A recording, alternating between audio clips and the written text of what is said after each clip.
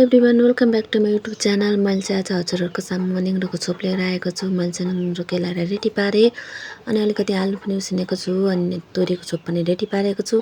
यता मसँग चाहिँ आलु र तोरीको छोप रेडी भएको छ। अहिलेको निङ्ग्रो मैले उसिनेर हल्का बफ्याएर छाम्दाखेरि हल्का गिलो हुने गरी बनाएर रेडी पारेर राखेको छु। अनि मैले चाहिँ यता प्याज पनि अलिकति काटेँ अनि एउटा बोल लिएर त्यो बोलमा अहिलेको निङ्ग्रो पनि राखेँ अनि अलिकति प्याज र टमाटर पनि लगाइदिएँ। अघि राखेको तोरीको छोप पनि लाएँ अनि त्यसपछि फेरि मैले अघि रेडी पारेको आलु पनि राखिदिएँ। त्यसमा फेरि अलिकति खोर्सानी पनि लगाइदिएँ। यता कराही पनि बसाएर मैले तेल लगाएँ अनि यता अघिको आलु उसिनेर मुसेर नुन कागती लगाएर रेडी पारेँ। यता कराही पनि तातेको थियो, लसुन लगाएँ, मेथी पड्काएँ अनि त्यसपछि थोरै मैले बेसार पनि लगाएँ। हल्का कलर त आउनु पर्यो होइन। अनि एकछिन छोडिदिएँ अनि खरेपछि त्यसपछि यत्तिको भएपछि चाहिँ मैले अघि रेडी पारेको मेरो अचारमा माथिबाट सर खनाइदिएँ। अनि त्यसपछि मैले आलु मसिनो पारेर मुसेँ।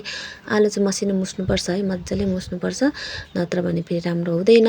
मजाले मुसेँ यत्तिको मुसेर यत्तिको भयो। मेरो चाहिँ क्यामेरा उल्टो भएर यस्तो देखेको छ।